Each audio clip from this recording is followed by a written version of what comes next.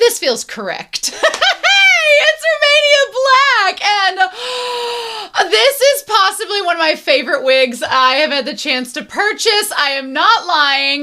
We are on the season 2 finale of Windbreaker, and I will have a picture up on Patreon as well as on YouTube because you can't see the eye makeup very well. I've got the pink tinged, I've got the red lips, I've got the little earrings that are kind of pink too, but special shout out to Sunspots. Sunspots is a patron that has commissioned for the month of May, and they actually commissioned a cosplay. So I have a commission tier on my channel, and you can commission movies, you can commission one-shot mangas, you can commission a short series, and by short I mean like 2 to 3 minutes for like 12 episodes. You'll see one of those in May on the channel, but but Sunspots commissioned a cosplay, and I was like, yes, absolutely. So I think the reason why I love this wig so much, it is so silky. Like, this is literally a shake and go. I got this out of the bag like about 45 minutes ago.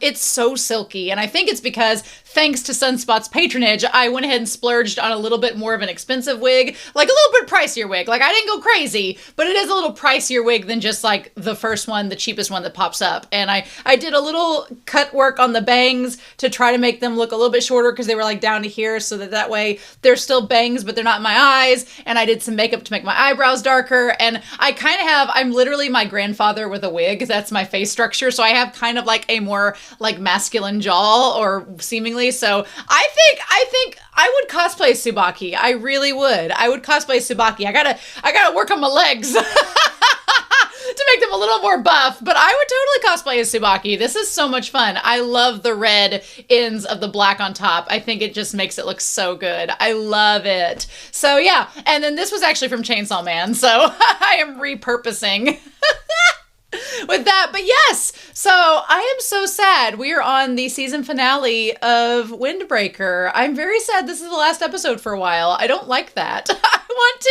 I want to like keep watching this show forever, and I know everybody's response will be, oh, well, just read the manga, but I love the anime adaptation so much that it is worth the wait. I can only hope that we don't have to wait long for the actual reaction to come out for season 3. I am gonna definitely cosplay as Endo. That is going to happen. Trust and believe. So that might be episode 1 of season 3 as we get a new bingo card where I will make better choices because I don't think we're getting a blackout. I just don't think it's gonna happen. So anyway, I do want to talk about some comments before we get started with this reaction. However, I'm so excited for the finale. We've met Endo. He's a piece of work. And Sakura does not like him. And it seems like we might be getting backstory on him. So I'm super excited about that. But anyway, we need to dive into some comments before we go any further.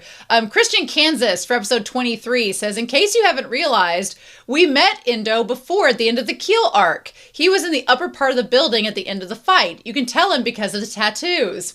I was going to tell myself to look up that picture to show you all before we started, and then I got busy with cosplay and forgot about it, but I definitely want to find that picture, so that's kind of cool. Maybe we can find it during the discussion. We are going to get to see the OP and ED. We're going to see the OP. We already can see the ED, but we're going to get to see the OP today. That's exciting. Aerith1202 says for episode 23, this episode really made me think of pink washing. I had not heard of this term before. They said, I watched this episode when a major crisis had just happened in the world and people were picking sides. I remember when someone mentioned to the supporters of the other side that side would kill supporters since the supporters' sexuality or beliefs were not aligned with the side that they were on. I think that that's a stupid argument because people in those places don't have the time to think about that. They don't have the privileges of peace like we have. Those people are trying their best just to survive in their world. I do think it's very naive and presumptive to make assumptions of what the other side of any conflict is thinking of because you just don't know what they're going through. So that's kind of hard to do.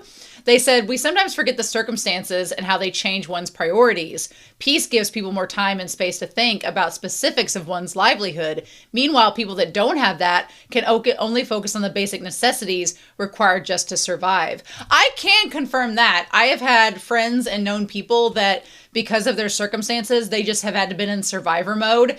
And it really does limit like your ability to kind of process the resources around you because you're just trying to get through day to day. So that's really important to note. And they also said on the topic of the job hunt stuff, the problem is that a lot of people cannot get a proper job since they don't have a proper place to stay, wash, and stuff. In reality, not many people are willing to just give a job to someone that could be considered a quote-unquote street rat. We like to imagine people would be willing to lend a hand to a struggling stranger, but not many would. Kanji and Roppo Ichiza are the only mention about the job opening after Tsubaki opened up to Shuhei. Yeah, that is a very good point, and I kind of didn't address that in the episode, but yeah, it's one of my least favorite things is that when people are like, when they look at homeless people or people that are unhoused and they say, get a job, it's like, well, it's not just getting a job. It's how do you get transportation to said job? And where I live, public transportation is abysmal. It sucks so much. And some places they don't even go. So that's not really a reliable source. And then even beyond that, like my one of my coworkers, they had an eye surgery and they weren't able to like drive to work, and it was really going to become like, luckily they're fine, their eye has healed, but they were already blind in one eye and this was the only eye they had, and so they were seriously considering what would happen if they couldn't see or to teach anymore and to drive to work. And my mother said, well, they could just hire somebody to drive them. And I was like, hire someone, like she goes, oh, part-time. I'm like, in this economy? I was like, who's going to work part-time as a driver for a couple hours a week, like at 8 a.m. and 4 p.m.? What are they going to do in between that time? What kind of job can they work that will let them get on and off at that time? Like it wasn't as easy as some people suggest. So, and that was someone that was, had resources. So I think that's a really good comment to bring up about that situation, Then Thea Victorian says for episode 23, thankfully Kanji supports Sakura's decisions for himself and how he should lead his own team. Our sweet boy is truly developing into the best amalgamation of different people's teachings while still remaining true to himself. On another note, I just cosplayed. This person, Thea Victoria Martin, cosplayed as, quote, that smexy tattooed weirdo. Tatted weirdo. I love that title. A month ago at an anime convention, my best friend did such a great job painting all his tattoos. After a whole thing of cheap liquid eyeliner, and a few hours later, my friend was cursing the guy for having way too many tattoos. Ooh! I hadn't thought about the liquid eyeliner. You could use the liquid eyeliner for the face. Usually if I do, like, in another series that I react to, some of the characters have, like, face tattoos. I use, like, the drawing on, like, an eyeliner. Just not a liquid one, but a pencil one, and I'll draw it on. And then I'll actually use dark eyeshadow to kind of blend it in, because the eyeshadow will stay, and it won't fade as much as the liner. But if I were to do the body tattoos, I'd probably get, like, a face paint, like a clown face paint, and make it black, and do that. Some that, like, would be non-toxic but wouldn't immediately wash away. I'm gonna have to do a trial run of that. A trial run before doing, like, to figure out exactly how to do it. But that's so cool. They also said for episode 24, they said a random information from a fellow multi-shipper. Yeah, whoop whoop. Saying ship names in Windbreaker usually come with a pair of emojis. Sometimes it's based on their names, their personalities, their trinkets, their profile pictures in the group chat, etc. For example, Sakura is a cherry blossom, Suo is a teacup, Narai is a notebook, Umemiya is a tomato, Togami is a turtle, Choji is a rabbit. So the ship of Suo Saku would be a teacup and a sakura blossom. And Toga Saku or Kame Saku would be a tortoise and a cherry blossom. Oh, sometimes when looking at posts on Twitter, you could just find non-English posts and fan art of my fave ships by using their emojis. That's really cool. Good to know. I always feel like when I'm in the midst of series that I haven't finished, I can't quite look up fan art because the spoilers are abound, but that's where Discord comes in. The people on my Discord are so kind and they post so much fan art that I really don't have a reason to support Twitter because they support me by putting fan art up in the Discord, and I love seeing it. So that's awesome though. And since Endo Yamato's name has a Yama in it, which means mountain, he has a mountain emoji, although I've seen others put him as a snake, which fits quite as well. Yeah, I could see the snake motif. Then they said, random fun fact, there's a real-life Japanese idol whose name is Endo Sakura, which was hilarious a few years ago when there wasn't much Windbreaker content. Every time I tried to look them up on Twitter, I'd get a picture of this cute idol smiling at me instead of the characters themselves.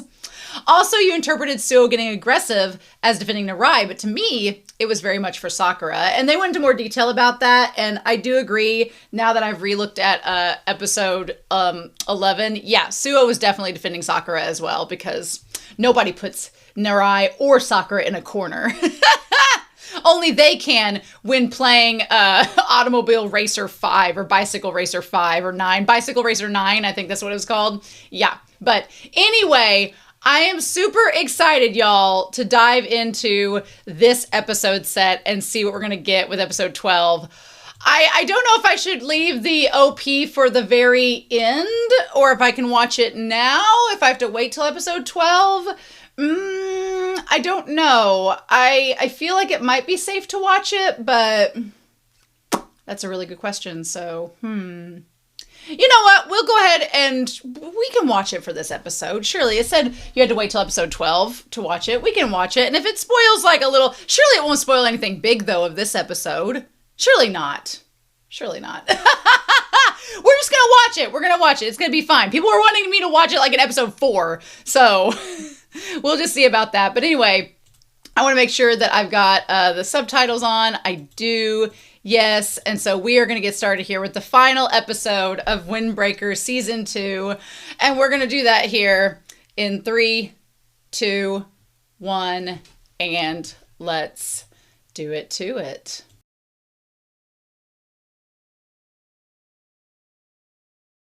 I am impressed because I thought it would take us at least until season 3 to find out who Mullet Man is. But no, we found out immediately. And I'm so excited. Yes, I'm so excited. Oh, what a tease. What a damn tease to have us waiting for season 3. It can't come soon enough. It can't come soon enough. We're going to talk about them, but oh, that's so exciting. This was a really good episode. This was a nice episode to debrief from last week and the other red light district episodes, but also to tie back everything with Sakura, everything with his character and how far he's come in this series so far, and to set up the challenges the challenges to do with old Chica as we will come. So we might as well look at the bingo card one more time.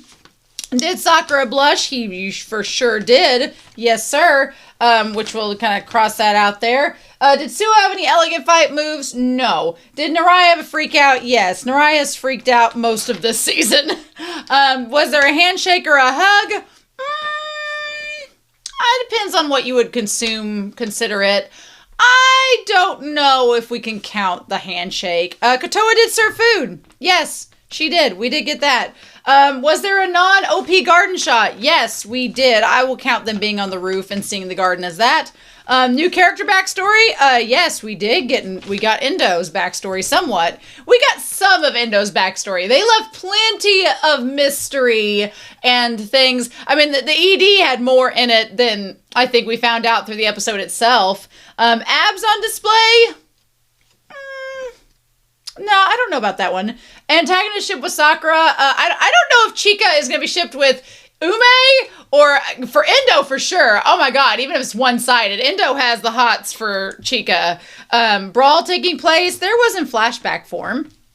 Torn clothing. Sakura flying kick. Ume. I think the only thing we might not have gotten on here was Ume jumping at Kotoa and Sakura giving a piggyback. I think those were the only two. Plenty of that in season 1, not in season 2, y'all. Wind chime symbolism, yes, much. Hiragi took his stomach medicine. Yay, we did get that one, finally. Sakura did not give a piggyback. Sugi did have a grump face, that was great. Sakura backstory moment, no. New gang appears, no, I don't know if I won't count Endo's group as a new gang because we only met Chica. He was the only one relevant. And then Sakura was indeed praised. Was Sakura praised? He was praised nearly every episode of this. So yeah. So we only needed 2 to get a blackout, y'all. I'm honestly amazed because when we started this, I thought I was like, I've made this too easy. I have made it too easy. We're going to get a bingo immediately and we're gonna get a blackout immediately as well. And no, we did not get a blackout. We got several bingos, but no blackout. But yeah, awesome, yay. So there we go. I'll have to make it when we have season 3. What I've already decided is I thought this up today and I was like, oh, that's a really good idea. I have a feeling, obviously, I've checked the comments for episodes 10 and 11 on Patreon and 10 on YouTube at the start of this episode, but I have a feeling you all will have lots of comments on YouTube for episode 11 and on YouTube and Patreon for this episode. So I'm going to gather up those interesting comments that we do have. And then whenever it gets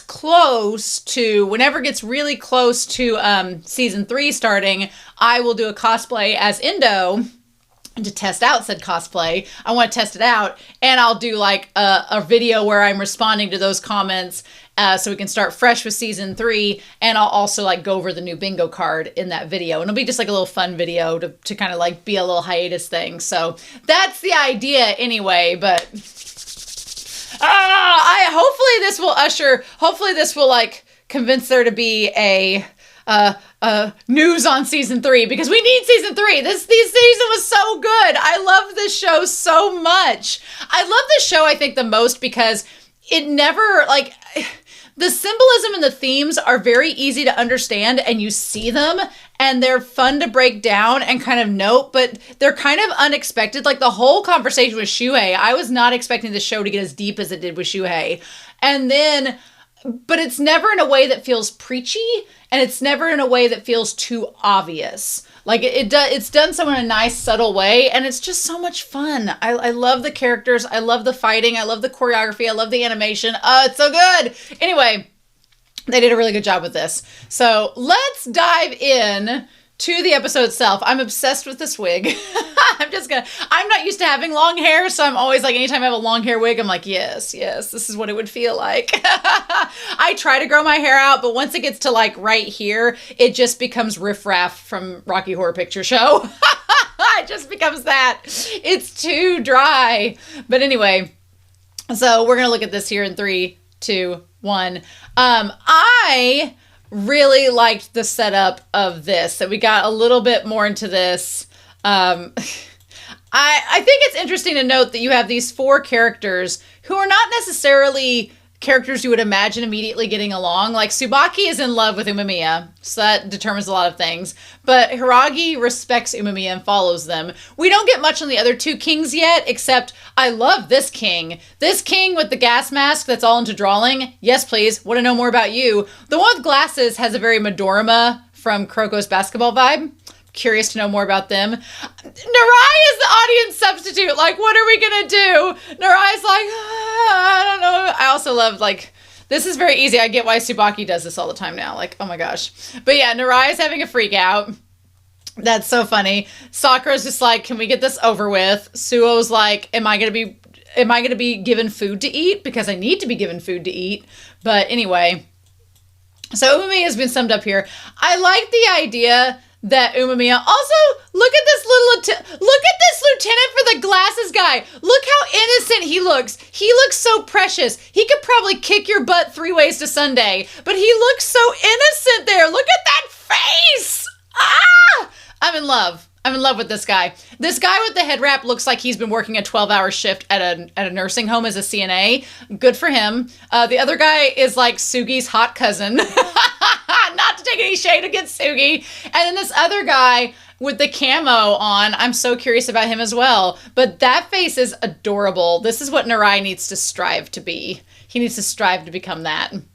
But yeah, so Endo, it's rather important. We now figure out why everyone wanted to gather and talk to Sakura about Endo, because when Sakura first came to town, his MO and his attitude was very similar to Endo's. Now, what's interesting, and I didn't bring Whiteboard Kun out for this episode, but what's interesting is that Endo and his crew never stuck around long enough to really...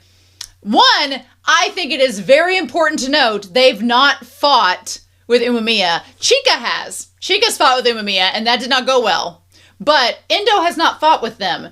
That, to me, opens up all the doors. That, to me, opens up the doors saying, okay, well, if they fought with them, would their conversation allow Endo to realize what Sakura has realized? Because it makes Sakura and Endo sound very similar. But they are obviously different people, so who knows? Maybe Endo would not be receptive to Umemiya's conversation like Sakura was. Maybe he wouldn't be. Maybe since he's older and has had more experience with Chika and their group, he wouldn't accept it. I don't know. I don't know how that would go. But there's a lot of things we're going to talk about that I'm like, that opens up a lot of doors wide open of where they could take this series, and I don't know what they're going to do.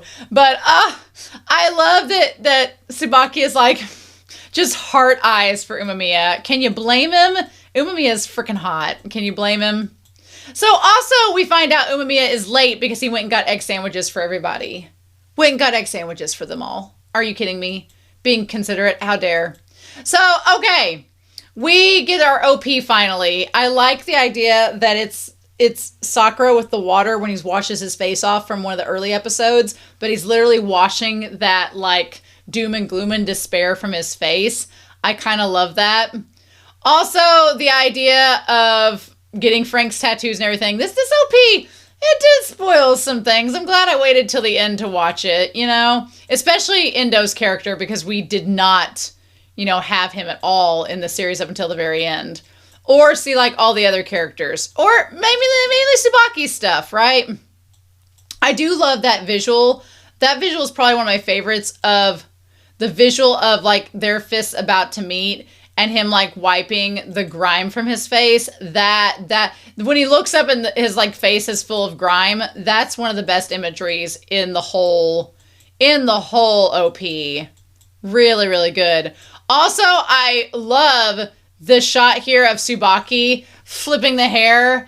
Love the shot of Tsubaki where it transitions into them working. When they are working the pole dancing, and like Suo's like, which is unreadable for Suo. And Narai's like, yeah. And Sakura's like, should I be watching this? Like, it's a little too erotic for our pearl clutching Sakura. Yeah. Love that. Then there's this one shot of Suo that is so freaking, that shot of Suo. That shot of Suo is terrifying. I really thought we were going to be getting more into Suo this season. I really thought we were going to get more into Suo. We have not. That shot of Suo, the way they do the shadows. Oh, it's so good. Oh my God. Yes. And then that shot of Narai where he's afraid and taking a stand. Like really, really good. Just damn. This OP was fantastic. Who could resist this man? Who could resist Umemiya? He is so attractive. And what's crazy is that Umemiya, don't get me wrong, I think he's a tank. I think Umemiya can take a lot. But Umemiya is just an adorable little guy. Like, all he wants are friends. Umemiya, like, just wants friends. And for everybody to be, like, happy and helpful, which to me, I feel like that's because we don't know him and Katoa's backstory yet, but I feel like Umemiya was by himself a lot, just him and Katoa, and he just didn't have a lot of friends. And so now through Bofurin and everything, he has the chance to make friends, and he's just like, this is what I want.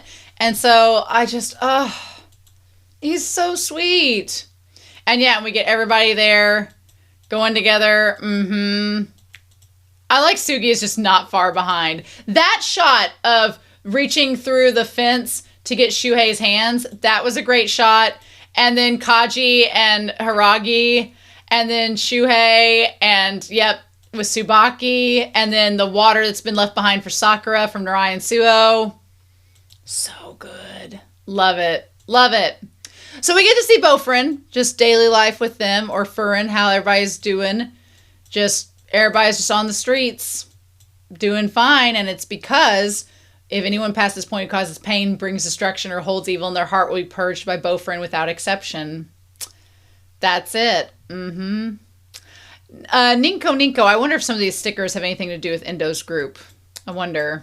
I guess we'll see.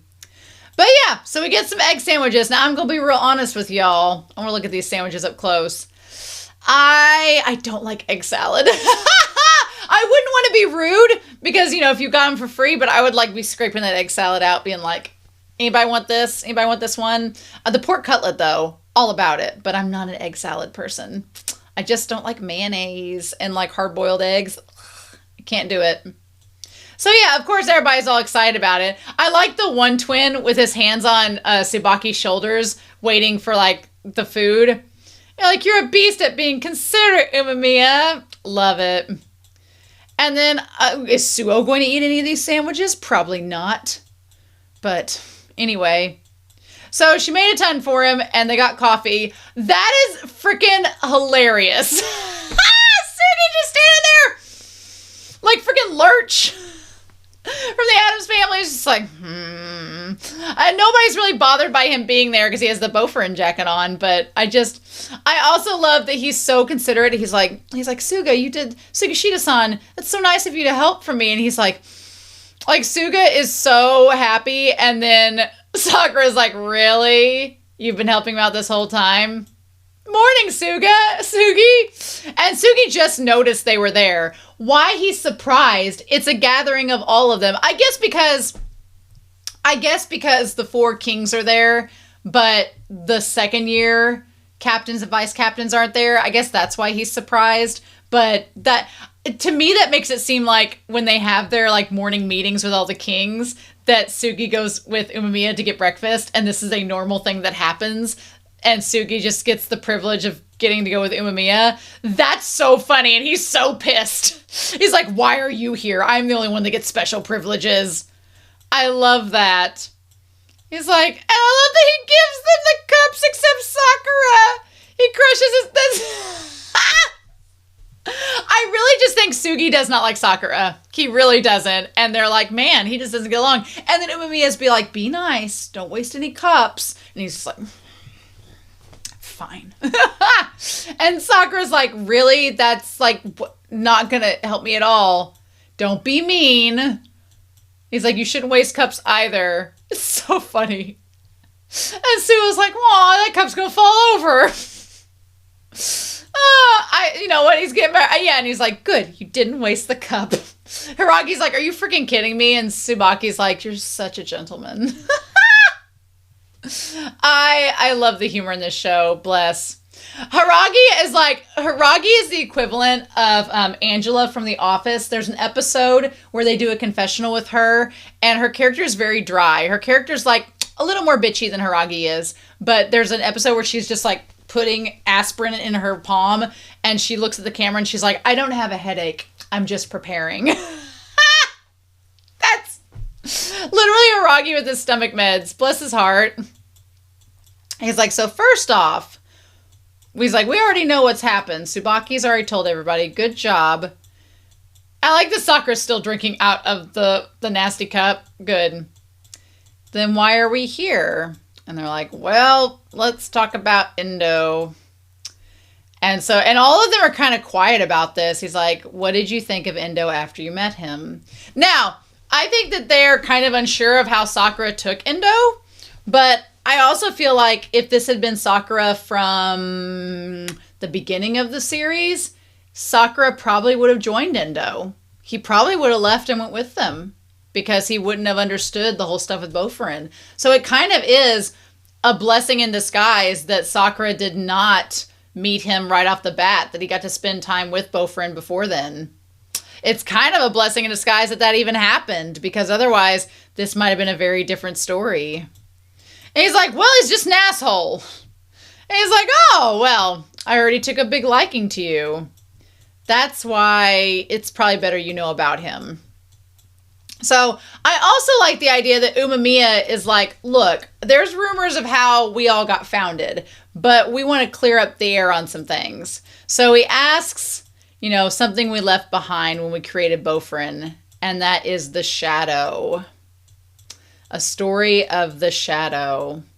So he asks Narai to give us the scoop on Bofurin's history, which I love, like the drums, like the do. It reminded me of Chio's like debut in Memoirs of a Geisha. It's the same. It's literally the same music. I don't know if that's like a cultural sign or something.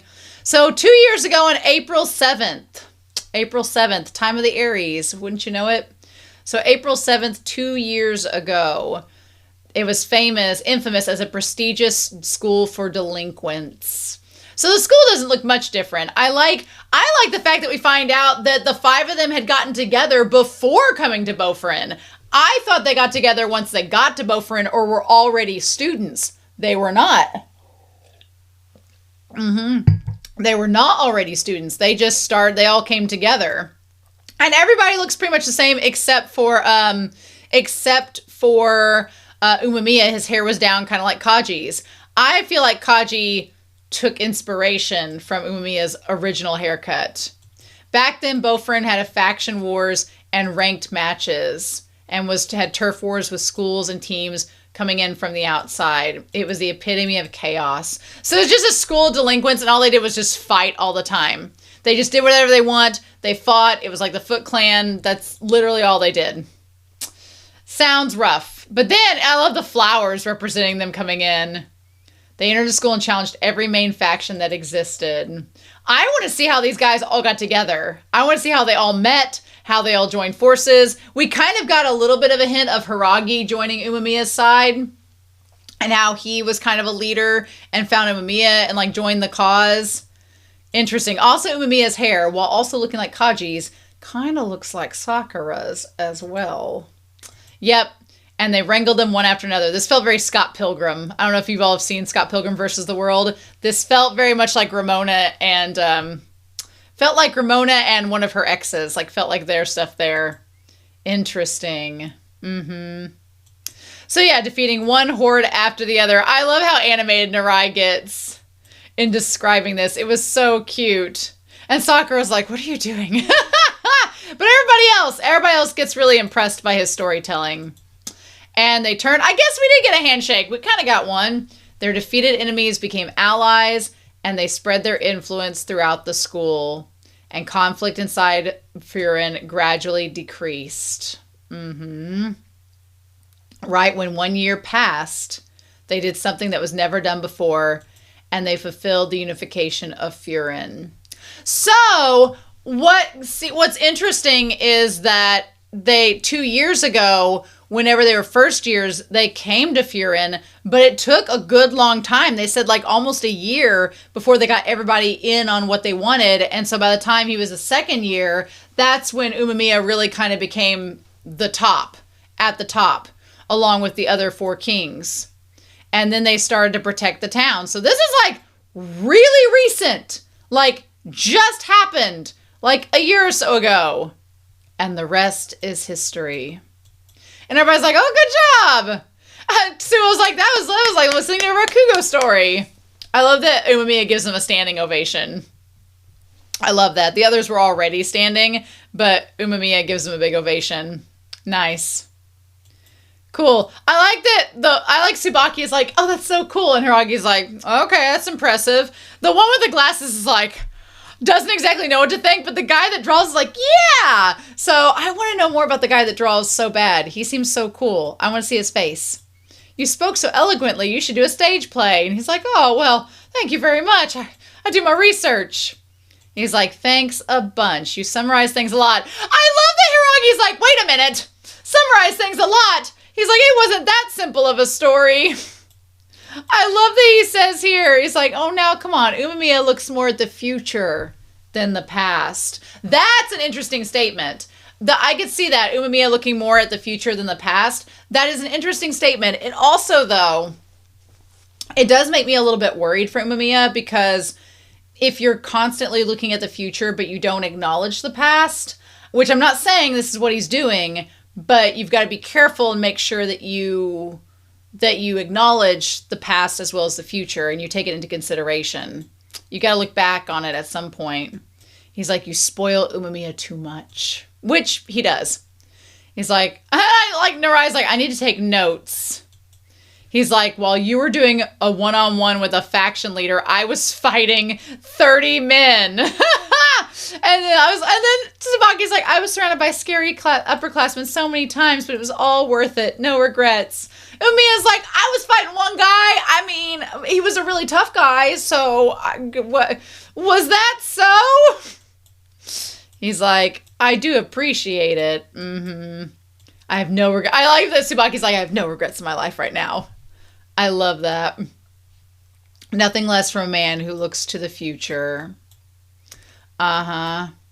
So then, I like the guy with the glasses speaks up. He has a very deep voice, giving me Midorima vibes. He's exaggerating. And so, Mizuki Saku. I want to look up voice actors. So, Mizuki Saku, VA for Windbreaker. Let's get Mizuki Saku. We only see him with his glasses on.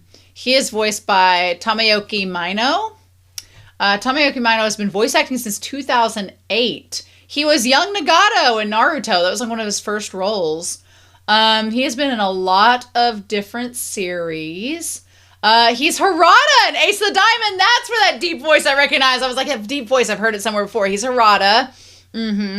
Nice. He has also been Charles Pips in Black Butler in the Circus book. Nice. He's Decim in Death Parade. Oh, okay, cool. Nice. Death Parade is a great series if you've not seen it. I have some reactions on my channel. You should go check it out. What else has he been in? Anything recent? He's been in Golden Kamui, but I've not seen that yet. He's been in Dr. Stone, JoJo's Bizarre Adventure. He's been in a lot of things. Fire Force, anything recent I would know of. Let me get down here. Bleach. Oh, he's Nana in Bleach. Okay. And then in 2024, was he in something recent? He's in a ton in 2025. Holy shit! He was in 2025. He was in 1, 2, 3, 4, 5, 6, 7, 8, 9, 10, 11, 12, 13, 14, 15, 16, 17, 18, 19, 20, 21, 22, 23. He was in 23 anime in 2025. My dude, did you sleep? Oh my god. Okay. Wait, is he Hawk from Yona the Dawn? What? Let me go back to this. Does he play Hawk? Does he? Where is this? I need to find Yona the Dawn. They're doing season 2. Yeah, he's Hawk. Oh, hello, sir. Oh my god. How you doing? Yes, so he's Hawk. Okay, cool. Awesome. Nice. Agony always comes with a revolution. Meaning things got pretty bad, right? Says you who snapped each time your glasses broke. Okay, so maybe he's like Kaji, where if Kaji doesn't have his sweets, he gets a little bit upset. Maybe he snaps like the Hulk or something. Interesting. He says, I'm the same. Oh, okay. The guy that draws says he's like, I'm the same as Umamiya. I only remember how I was drawing. So maybe he was sketching while he was fighting people? That'd be freaking cool. And he is Momose Takumi. I want to see who his voice actor was. Momose Takumi VA. His voice actor, I'm really excited to see what he looks like without his hood on. That's going to be interesting. His voice actor is a little bit more recent. He just started voice acting. He's Narita in Haikyuu. Cool. He hasn't been in as many anime as the other guy. He's been in Idolize 7. He's been in Major in Remain. Lately, he's been ReZero. He's also... Okay, he's not been in too many other things yet. He's been in some new series, none that I have seen. But yeah, he seems cool. I'm really fascinated by him. I want to know more about his character. And like, I'm into like artsy characters. So yeah, let's go. I remember how I was drawing. We went through a lot, but it was fun. I understand how Hiragi feels. So Sakura's like, okay, good. We've established all of this. Nice. Y'all had reminisced good times. What about the shadow? This is kind of the heart of the point, right? And he's like, yeah. So he's like, Narai, how much do you know about Endo? And so Narai's like, well, he's a legend. I like that transition that we went from Endo right to Sakura. And basically getting to the heart of it, saying he's famous, even I know about him. Like Umamiya, he was a fellow first year. They didn't know defeat even against second or third years, and he had a group of brawlers. So he kind of grew up in the Bofurin environment of it being chaos. But unlike Umemiya's group, I like the flame representation, who gained allies through fighting, expanding their power, they stayed in a pretty elite small group. Interesting. So, which is kind of curious. I guess it kind of makes sense. He works on his own now, so he prefers to work in smaller numbers, but it almost feels as if that is kind of connected to how he views Bofurin, because if you think about it, he definitely looked down on Keel and Gravel. He did not think highly of those two groups at all because he thought they were very easy to manipulate. It feels as if he's projecting his viewpoints on Bofurin now with Ume in charge onto these other groups, being like, well, just like Bofurin now with Umemiya, he's made this group all soft. They're no different than Gravel or Keel, who can be defeated and whatever. So that kind of seems like it's extending his viewpoints on that, which is interesting. There were a small group of elites. I thought this was cool. They weren't just crushing Furin, but other outside teams as well. So we have like Team 5814. We have Dirty Bear. What? Dirty Bear. Devil Eyes. We have, was it SGI? SGIWN. That one's interesting. Hirase is my favorite. Hirase, and it's the twin-headed snakes. That's my favorite because it's like heresy. That one's my favorite, like design-wise and everything. That and Dirty Bear. Like those. Those are cool. Yeah, and then it's like what? Something like something cats. Unlucky cats. That's cool. I like that one. And then there's a couple others on here. Neat! We get preview of other gangs. But basically, they just went around and just destroyed everything in their wake and burned it to the ground. Which is interesting because we saw Chica at the very end with the firework. And here they're burning stuff to the ground. So there's like a fire theme with them. And if you think about it, fires, you have Bofurin where everything's growing and it's lush and green. And then you have Endo where everything is destroyed and burnt to the ground. Destruction and creation, creating those two like parallel symbolic elements. We love to see it. So like if you catch Endo's eyes, it's over. And everybody looks at Sakura because he's the one that's caught Endo's eye. And Sakura's not worried. Sakura's like, good. Glad I caught his eye. Can't wait to face him. Can't wait to kick his ass. Good. Come at me, bro. That's literally what that look is. I like Sakura seeming really excited to face him. He was that kind of person. The final and biggest obstacle to Furin's unification. Even then, the hero defeated the legend. That's the rumor, right? And I like that we get this image of Umemiya like toppling over this snake. That's not how it actually went down, though. Umiya's like, yeah. He's like, they left. They didn't side with the unified Furin. Instead, they left. And he's like, no, that's not why they're the shadow. He rejected he rejected the unified Furin and left. That means he didn't agree with Ume-san's beliefs. And so Sakura, he notes, like, because Mirai frames it as, they thought differently and they became like, antitheses of each other. And those differences drove them to, leave. And he's like, and Sakura's like, that doesn't seem right. He's like, that just means he resents him. But he's like, that doesn't seem like it's right at all. And he's like, that's not true. There are two mistakes in the story you just told. One, those guys don't really act based on grudges. I have no doubt Endo is acting with Furin in mind again.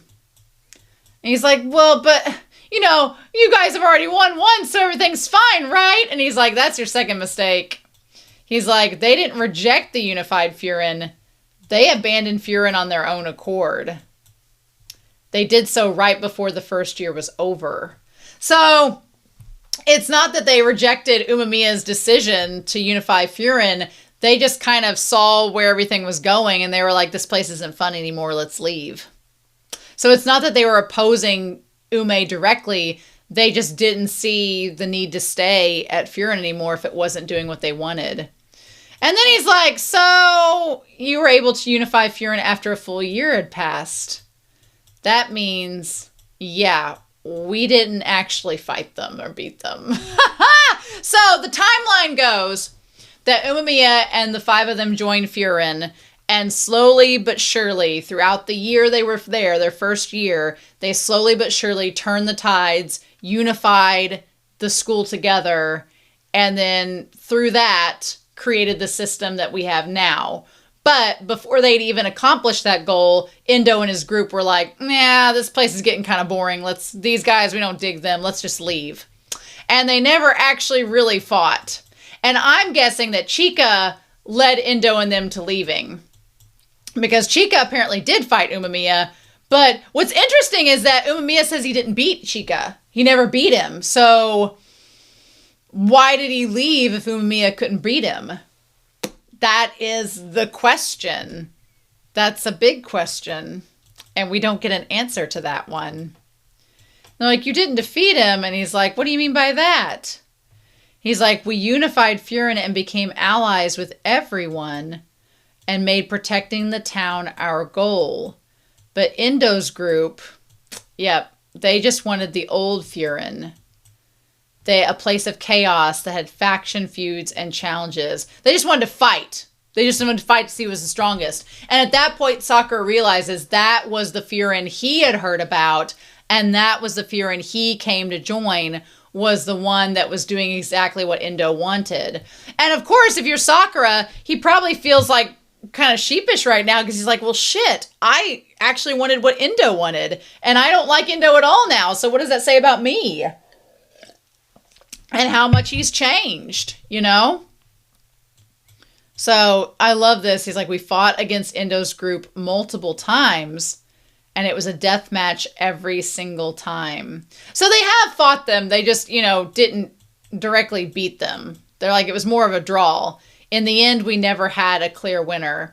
I think it's worth noting that he already had the scar when he fought them. So I'm curious where Umemiya got his little scar from, but we don't know that yet.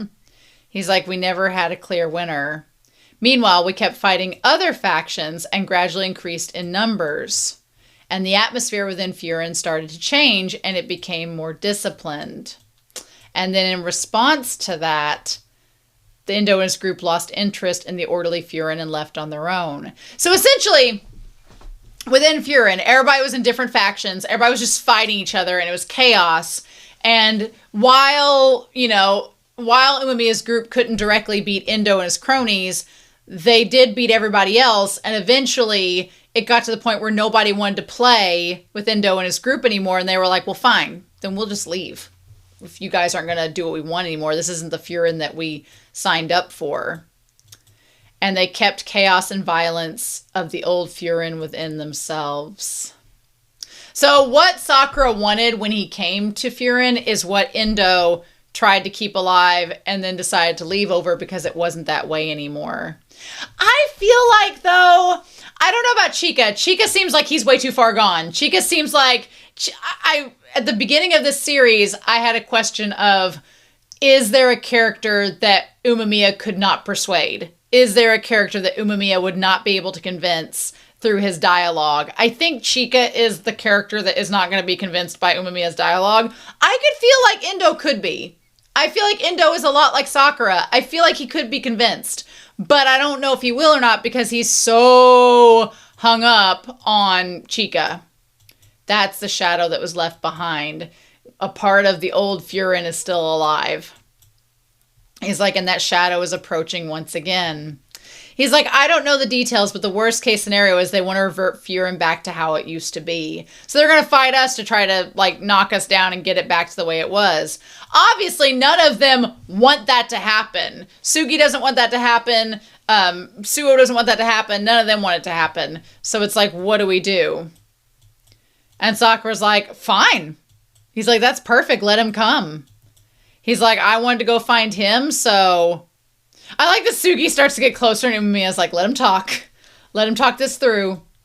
He's like, no matter who it is, we just need to beat down anyone in our way. He's like, it makes me laugh. And he goes back to what he said at the very beginning of the series. He's like, the lowest of the low, hated all by others, worth nothing but their fists. And he's like, I'm going to fight to become number one. He's like, I used to say stuff like that.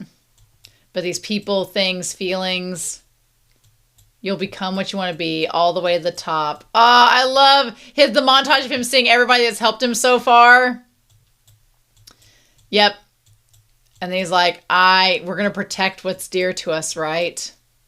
Isn't that what we Bofurin are all about? He's like, I've spent this whole season coming to know these people, this town. I've grown as a person. I've realized it's not just about fighting to benefit myself, but it's fighting to protect others. He's like, we're all about protecting this town. That's what we're about, right? So we're going to do what we have to keep that up, right? I love how feral he is in this shot. And then Sugi's like, duh. And Narai and Sue are like, oh, Sakura.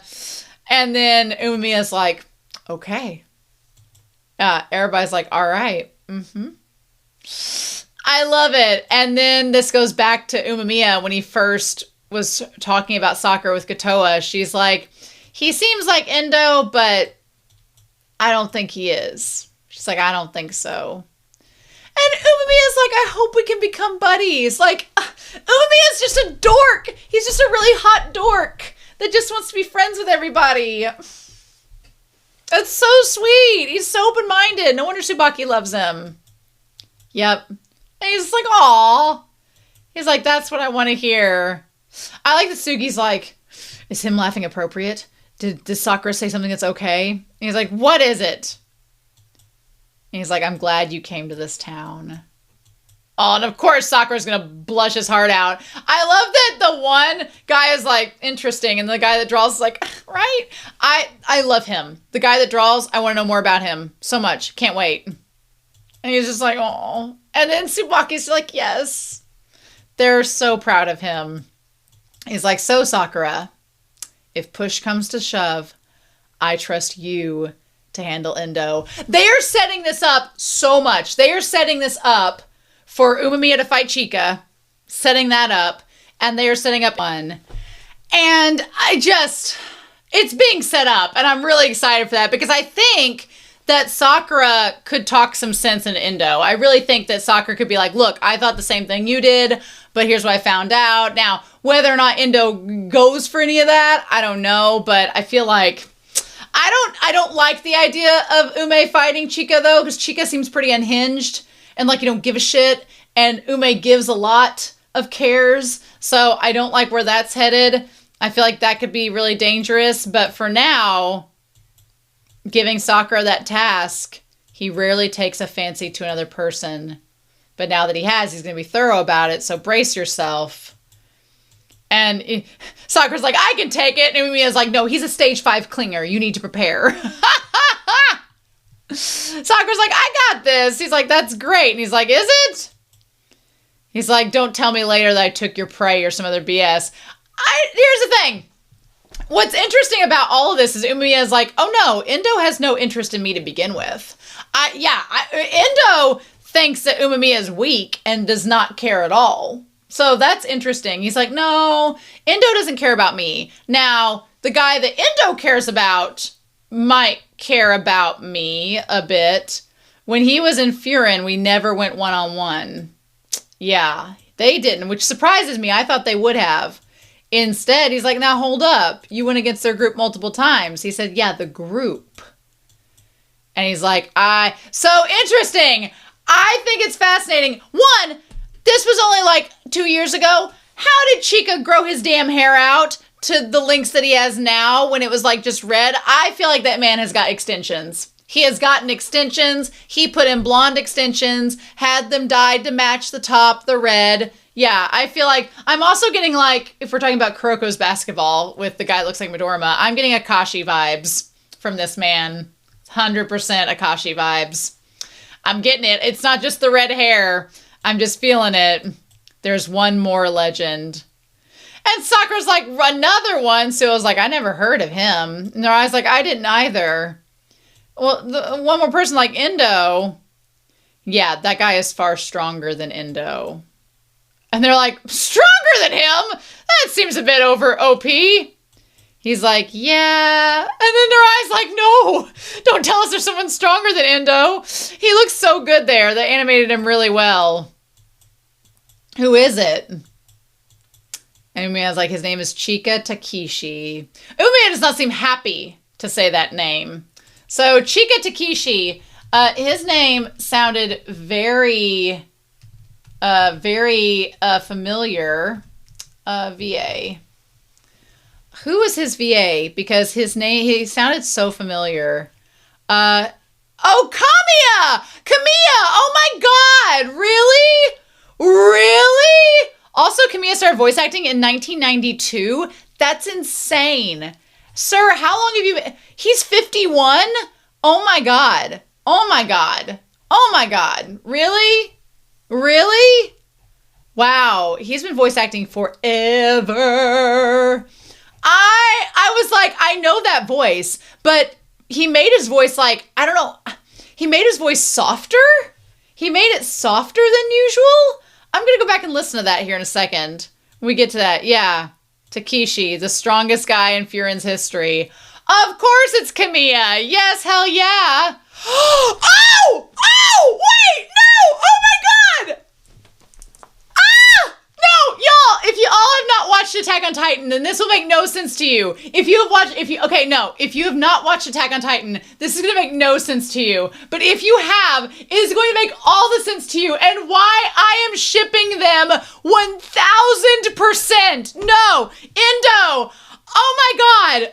Flip it and reverse it! Okay, these are not really Attack on Titan spoilers, just shipping of two characters from Attack on Titan. Again, if you've not seen the series, pay this no mind. Just skip ahead like a minute, but skip ahead until I'm done doing this, and then that'll be your sign that I'm done gushing about it. No. So Endo's VA is Daisuke Ono, who plays Erwin Smith, who is an older character in Attack on Titan of the two. The older character. He plays the older character, Erwin Smith, in Attack on Titan. Daisuke Ono plays Endo.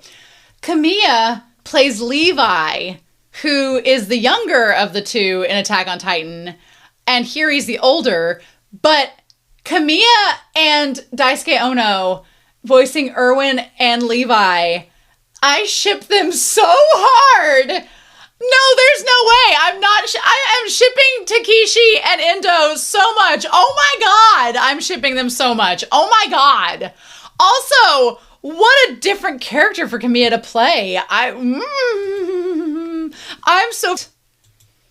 And then he's like, oh, hey, somebody beat up a bunch of guys. That's cool.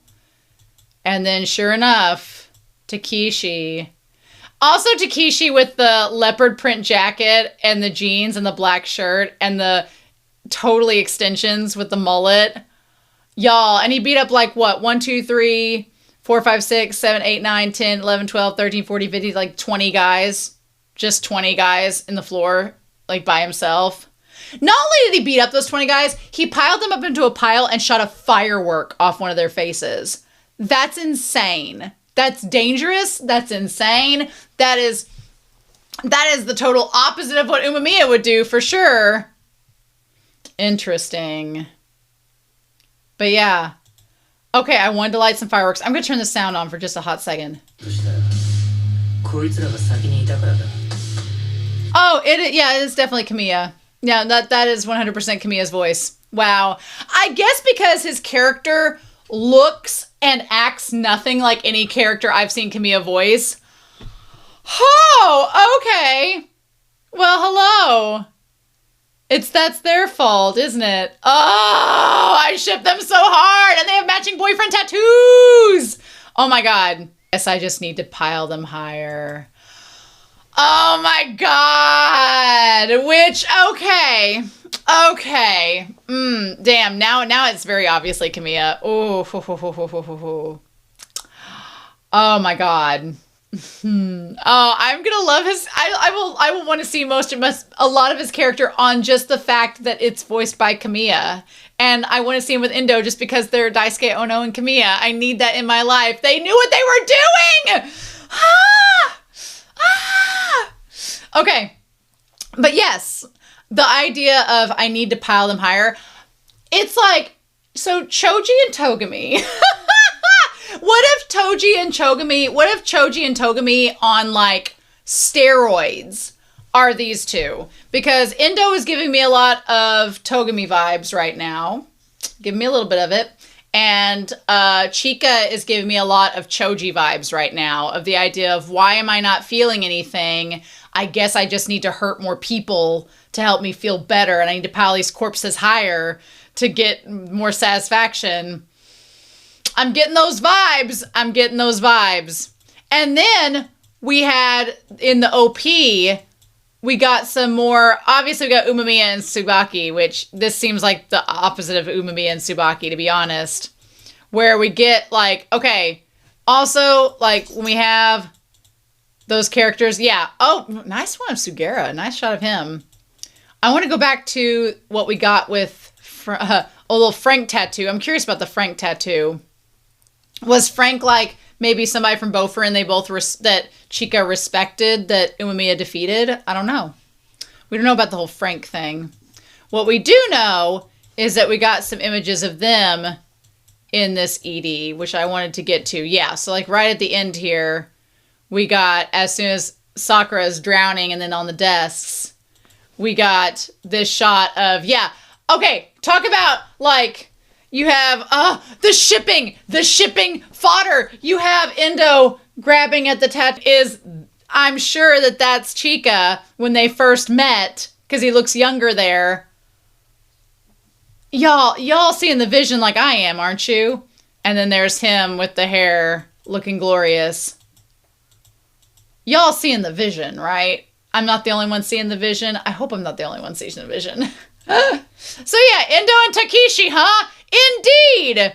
Also, wow. So Endo with that face is very similar to the face that Sakura had in the OP.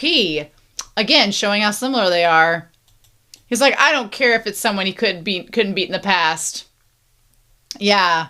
If you come at us if you want, I'll beat you all up. Mm-hmm. And Suo's like, we're here too. And Nirai's like, that's right. And Sugi's like, I guess. And Umiya's like, this year's first years are really reliable. Aww. They're not going to leave, but they're not going to leave me in the dust. I love that Umiya's like, I've got to step up my game to catch up with you all. So cute. This was a great season. This was a great series. Y'all, I am so sad that I'm so sad I'm caught up with Windbreaker. I'm kind of mad about it because every week has been so much fun. And I have really enjoyed week to week talking with y'all about this series. It's been so good. I've had so much fun with it. I've loved it. Getting Tsubaki in this season was amazing. I'm so hyped up about Endo and Chika now. I'm so hyped up to see like what we're going to get next season. I need them to announce it. I just need them to announce it. This came out in June of 2025. It's been a year. You know, Cloverworks. What is Cloverworks doing? Because this is by Cloverworks, isn't it? What are Cloverworks? What are they doing? Another Spy Family season? We've had that. Joking. I'm joking. Yeah, they had Spy Family. They had Windbreaker. Season 1 was in 2024. Season 2 was in 2025. They actually have had a lot that they've been working on, to be fair. I really want to watch My Dress Up Darling and The Fragrant Flower Blooms with Dignity. I really want to see those two series eventually. And then, so they've been working on, they're working on Bocchi the Rock Season 2 and the Evangelion series that's going to be coming out. Look. I'm all about Bocchi the Rock Season 2. I do want to see that as well. But whenever you're done with Bocchi the Rock Season 2, get on to Windbreaker Season 3, please, because I need to see it. I need it in my life. So yes, please. Anyway, I am so freaking excited to hopefully see, because Bocchi the Rock came out in 2022, so I get they need to have the new season of it. I get it. But they could work on Windbreaker as well at the same time. Anyway, I need a new season of Windbreaker, so hopefully they'll make an announcement at some point. That would be amazing. Would really love it if they would. So anyway, I hope you all have enjoyed these reactions and discussions with me. There's so many good series on my channel right now that I'm not worried. I have a lot of great shows to watch, but this one has a special place in my heart, and I'm going to be eagerly waiting to get Season 3. Y'all have no idea. So in the meantime, I hope you all have an amazing week. I hope you all have an amazing time. Thank you for joining me on my windbreaker journey. I will be back as soon as season 3 gets here. And in the meantime, go check out my channel and see if there's a show on there that you might be interested in as well. There's so many good ones to pick from. But in the meantime, I hope you all have a wonderful week. Please stay safe, take care, and yeah, I'll be back very soon, y'all, with more reactions and more Windbreaker. Bye.